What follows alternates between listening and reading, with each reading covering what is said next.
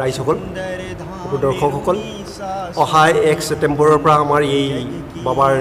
জন্মদিনৰ মানে প্ৰগ্ৰেম আছে 8 দিনীয়া প্ৰগ্ৰেম 1 তাৰিখৰ পৰা 8 তাৰিখলৈকে হ'ব সকলো ৰাইজক যাতে নিমন্ত্ৰণ কৰিছোঁ আহিব এই বাবাৰ ওচৰলৈ আপোনাৰ দৰ্শনাৰ্থী আহে যদি যিয়ে আহে তেখেতৰ মনৰ কামনা পূৰ হয় বুলি এটা বিশ্বাস আছে গতিকে আমিও পাইছোঁ সেইটো হেৰি গতিকে আপোনালোক সকলোৱে আহিব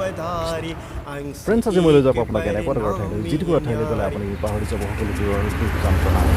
যিটুকুৰা ঠাইত আপুনি কেৱল বিচাৰি পাব মনৰ সুখ আৰু মন পাহৰি যাব সংসাৰৰ সকলো জল যন্ত্ৰণা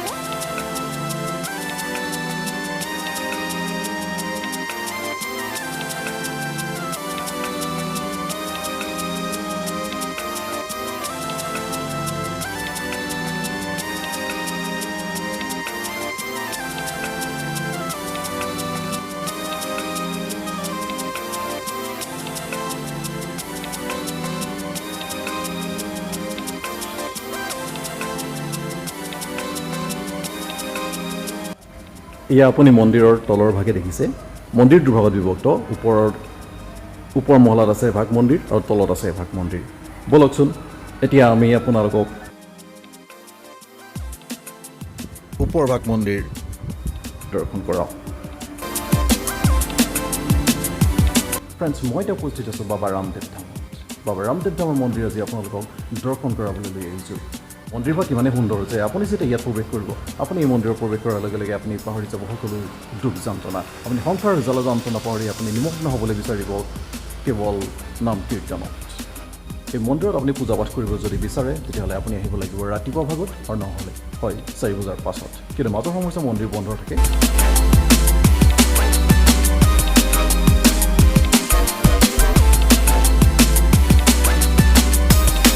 এয়া হৈছে মন্দিৰৰ ওপৰ মহলা থকা ভাগ তলৰ মহলাত তেনেদৰে নাম কীৰ্তন চলে ইয়াৰ ওপৰ মহলাটো তেনেকৈ নাম কীৰ্তন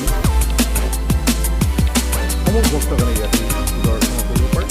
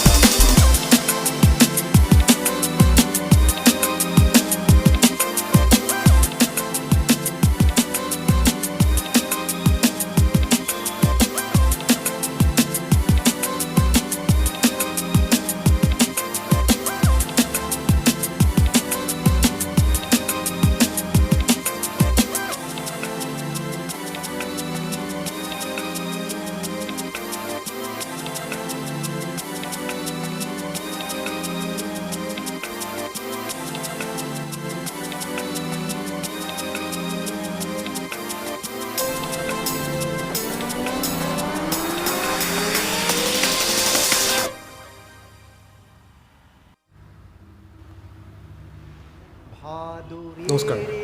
মোৰ নাম শ্ৰী প্ৰমোদ ৰাজখোৱা মই স্থায়ী বাসিন্দা ইয়াৰে এই মন্দিৰটোৰ আপোনাৰ যেতিয়া ষ্টাৰ্টিং হৈছিলে 2009 চনতে আৰম্ভ হৈছিলে 2009 চনৰ পৰাই যেতিয়া ইয়াত যেতিয়া আৰম্ভণি হ'ল তেতিয়া সেই আমাৰ ইয়াত ফটো পূজাই হৈছিলে প্ৰথমতে 2009 চনৰ পৰা 16 চনলৈকে মানে এই পূজাটো ভাগ মই কৰিছিলোঁ তলত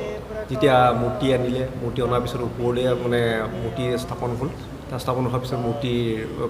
পণ্ডিত পূজাৰী আহিলে আৰু মোৰ অকণমান ৰেহাই হ'ল যেনিবা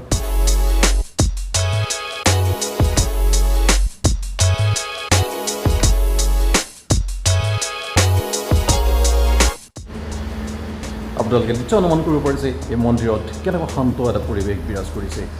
এই মন্দিৰত আপুনি প্ৰৱেশ কৰাৰ পাছতে আপুনি জানিব পাৰিব আপুনি অনুভৱ কৰিবলৈ বাধ্য হ'ব আপুনি এবাৰ ভাবিবলৈ বাধ্য হ'ব যে প্ৰকৃততেই ইয়াতহে শান্তি বিচাৰি পোৱা যাব গতিকে আহক আপুনি যদি সংসাৰৰ জ্বালা যন্ত্ৰণা পাহৰি যদি আপুনি একমাত্ৰ ভগৱত চিন্তাত বিলীন হ'ব বিচাৰিছে তেতিয়াহ'লে আপুনি এই মন্দিৰলৈ এবাৰ দৰ্শন কৰিবলৈ আহক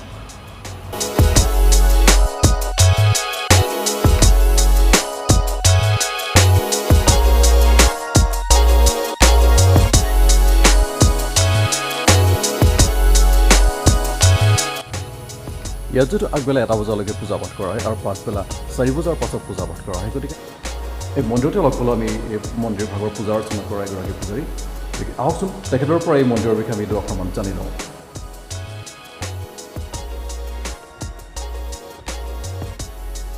ইয়াৰ যিজন আমাৰ হেড সেইজন হৈছে আমাৰ প্ৰহ্লাদ আগৰৱালা মৰিনী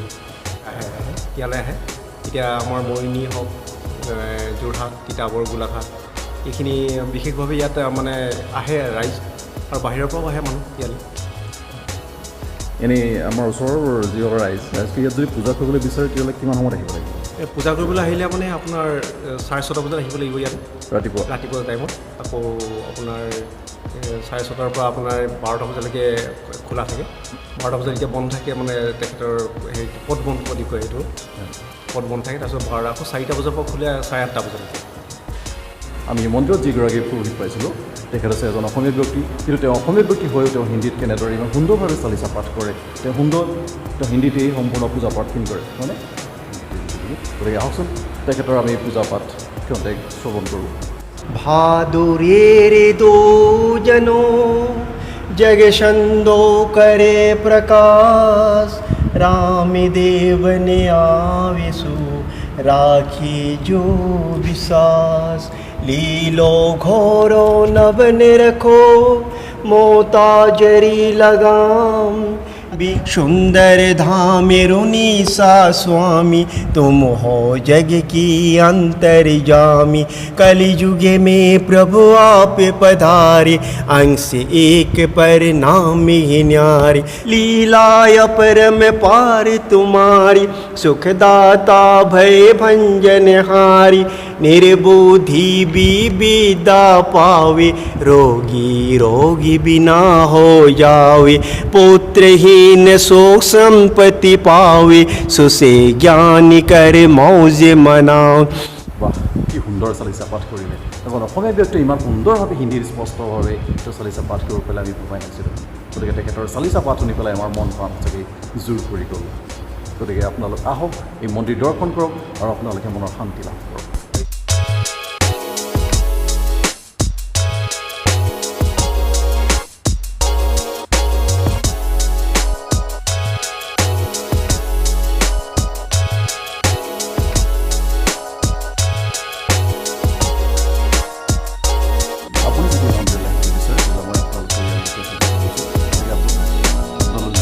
মন্দিৰলৈ আহিব পাৰে বা মৰিনী হৈ আপোনালোকে আহিব পাৰে যদি আপোনালোক মৰিনী হৈ আহে তেতিয়াহ'লে মৰিনী আহিলে আপুনি যোৰহাটৰ ফালে আহিব লাগিব মৰিনীৰ পৰা যোৰহাটৰ ফালে আপুনি 4 কিলোমিটাৰমান অহাৰ পাছতেই ডেকাব নামৰ এডোখৰ অঞ্চল পাব আৰু মৰিনীৰ পৰা যোৰহাটলৈ যোৱা মেইন ৰোড গতিকে সেই মেইন ৰোডৰ কিনাৰতে অৱস্থিত এই মন্দিৰ আৰু যদি আপোনালোক যোৰহাটৰ ফালৰ পৰা আহে তেতিয়াহ'লে মৰিনীলৈ অহা যিটো ৰাস্তা যোৰহাটৰ পৰা মৰিনীলৈ অহা সেই ৰাস্তাত আপোনালোকে আহিব লাগিব আৰু যোৰহাটৰ পৰা ঠিক আপোনালোক 12 কিলোমিটাৰমান অহাৰ পাছতে এই মন্দিৰভাগ ৰাস্তাৰ কিনাৰতে দেখিবলৈ পাব আজিলৈ ইমানতে আমাৰ মন্দিৰৰ কথা সামৰিছোঁ পুনৰ আপোনালোকৰ মোৰ অন্য এটা ব্লগত তেনেদৰে লগ কৰা ধন্যবাদ